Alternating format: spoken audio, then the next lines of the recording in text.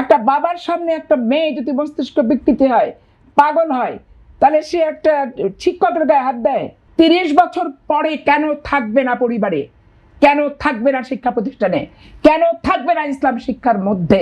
বাংলাদেশের মাটি তো কারো পার্সোনাল মাটি না, বাংলাদেশের মাটিতে কারো বাপদাদার মাটি না। যে কথাগুলো 1.5 বছর আমরা শুনছি, এই কথাগুলো একটা 15 বছর আওয়ামী লীগকে শোনায়নি জামাত ইসলাম। আমি বাংলাদেশের যেখানে মেয়েটাকে রিহাবে পাঠানো উচিত, কাউন্সিলিং করা উচিত বাবা হিসেবে, অভিভাবক হিসেবে, সেই মেয়েটাকে রিহাব আর কাউন্সিলিং না করে উপরন্ত মেয়েকে সাপোর্ট করে পরিবারের পক্ষ থেকে মামলা করতে চলে গেছে নিজেই বাদী হয়ে, এবং মেয়েটাকে সাথে করে নিয়ে এসে বাবার সামনে একজন অভিভাবক মহিলা টিচারের গায়ে হাত তুলে দিচ্ছে। এগুলাকে আপনি এত এত সভ্য রাষ্ট্রের আইনের আলোকে, সভ্য সমাজের আইনের আলোকে এগুলো নিয়ে কথা বললে এগুলো হবে না।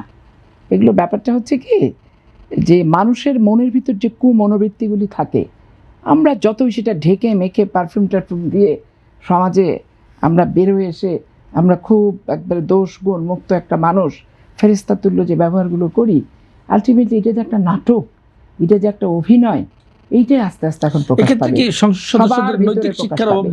হ্যাঁ, এখানে আপনি সংসদ সদস্য কেন বলছেন? পরিবারের সদস্য হিসেবেই তো নৈতিক শিক্ষা নাই, রাষ্ট্রের নাগরিক হিসেবেই তো নৈতিক শিক্ষা নাই, রাজনৈতিক দলের সদস্য হিসেবেই তো নৈতিক শিক্ষা নাই, রাজনৈতিক দলের নেতা হিসেবেই তো নৈতিক শিক্ষা নাই। আপনি এমপি আর মন্ত্রী তো পরের প্রশ্ন এখানে।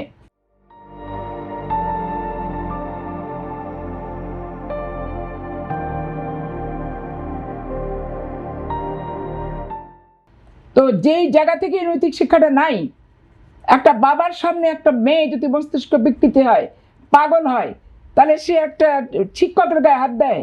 এটা আমি তো জীবনে কল্পনাই করতে পারি না। আমার যে স্কুলের teacher, north Bengal sugar mill high school, Gopalpur college, আমি রাজশাহী বিশ্ববিদ্যালয়ে যখন ভর্তি হয়েছি, আমতলাতে একাডেমিক কাউন্সিল থেকে আমার টিচার মনসুর সাহেব প্রিন্সিপাল, উনি যখন বেরোয়েছে, যদি আমার চোখে কোনোদিনও পড়ছে, মিছিল থেকে দৌড়ে এসে আমি তখন পায়ে হাত দিয়ে আগে সালাম করছি, করে জিজ্ঞাসা করছি, স্যার শরীর ভালো তো, উঠছেন কোথায়, দুপুরে খাইছেন তো? তো এই শিষ্টাচার 30 বছর পরে কেন থাকবে না পরিবারে, কেন থাকবে না শিক্ষা প্রতিষ্ঠানে, কেন থাকবে না ইসলাম শিক্ষার মধ্যে? যারা ইসলাম নিয়ে রাজনীতি করে, এই শিক্ষাটা কেন থাকবে না, এই শিষ্টাচারটা কেন থাকবে না? এটা স্পিকার কি মেডিসিন করে গেলাই লেখা হবে? এটা কি এমপিদেরকে শেখানোর বিষয়? এমপি কারা হয়? যারা যার দলে বেশি কন্ট্রিবিউশন থাকে, যারা যার দলে বেশি পাকা, যারা যার দলে বেশি অভিজ্ঞ, ভালো কাজের অভিজ্ঞ, পজিটিভ কাজের অভিজ্ঞ, জনগণের ম্যান্ডেট নিয়ে জনগণের মন মতো কাজ করার ক্ষেত্রে পারদর্শিতা অর্জন করবে, এই হচ্ছে বাছা জিনিস। হ্যাঁ, বিএনপি পারিবারিক সংগঠন, বিএনপির যা ইচ্ছা তাই একক সিদ্ধান্তে সব কিছু হয়। জামাত ইসলামে তো একক সিদ্ধান্তে সব কিছু হয় না। জামাত তো কোনো পারিবারিক রাজনীতি না। তারা তো অনেক বড় বড় কথা বলে যে তারা সিস্টেমেটিকভাবে নেতা নির্বাচন হয়, সিস্টেমেটিকভাবে তারা নমিনেশন পায়, সিস্টেমেটিকভাবে তারা বিদায় হয়। তো তাদের এই সিস্টেমেটিক সংগঠনের কোন সিস্টেম রে ভাই? কোন আদব কায়দা? কোন আজব আচার আচরণ? এটা তো আমি নিজে অবাক শুধু হচ্ছি তা না, আমি 8-10 জনের মতো ওরকম ননসেন্স নোংরা ভাষায় কথা বলে গসিপের আসন আমি জমাতে পারবো না, আমার রুচিবোধে বাদে। কিন্তু তারপরও এইটা তো আর কোনো চারিত্রিক বিষয় না। এই বর্তমান এমপি যে ঘটনাটা ঘটিয়েছে, অনন্যা এবং গোলাম রসুল, এই বিষয়গুলো আজকে যদি কোনো বিএনপির এমপির ছেলে মাদকাসক্ত অবস্থায় গাড়িতে যে কোনো দোকান ভাঙচুর করতো, গোটা বাংলাদেশের সরকার উৎখাতের ডাক এই জামাত ইসলাম দিয়ে দিত। এবং এই জামাত ইসলামকে যারা প্রমোট করছে মেন্টালি, ব্রেন দিয়ে, বুদ্ধি দিয়ে, এজেন্ডা দিয়ে, তারা কিভাবে সব ডিপি স্টেটের লোকেরা যারা এদেরকে সাহায্য করে নামাচ্ছে, তারা কিভাবে মাঠে নামতো দেখলে আপনি অবাক হয়ে যাবেন। দেখলেনই তো, ঐক্যমত্য কমিশনের মিটিংও করছে, আবার ইলেকশনের আগেই বিএনপি হঠাৎ আন্দোলনও করছে, ক্ষমতায় আসার আগে আমাদের লন্ডন পাঠিয়ে দিচ্ছে। এই বাংলাদেশের মাটি তো কারো পার্সোনাল মাটি না, বাংলাদেশের মাটিতে কারো বাপদাদার মাটি না।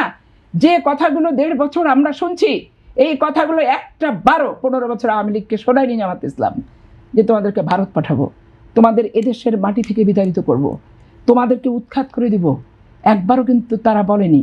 তাহলে আমাদের সাথে জীবনে সবচেয়ে বেশি জোট করছে, সবচেয়ে বেশি লিয়াজো করছে, সবচেয়ে বেশি বেনিফিশিয়ারি হয়েছে, আমাদের কাছ থেকে পতাকা নিছে, সমস্ত কিছু করার পর আমাদের কি হনুমানের দাঁত খিচুনির মতো যে ঘটনাগুলো আর যে বডি ল্যাঙ্গুয়েজে এই আপনার আবু তাহের থেকে শুরু করে গোলাম পারোয়ার থেকে শুরু করে এই ডক্টর মাসুদ থেকে শুরু করে এবং আপনার এই যে রফিকুল ইসলাম মাওলানা থেকে শুরু করে এই আলিম এমপি বাগেরহাট থেকে শুরু করে যে তারা করছে আদব কায়দা, আমি তো মানে স্তম্ভিত এবং আমি এদের কাণ্ড কারখানা থেকে অবাক হচ্ছি। এবং বিএনপির আরও বেশি বেশি এরা করুক, বিএনপি আরও বেশি বেশি শিক্ষা এদের কাছ থেকে নেক।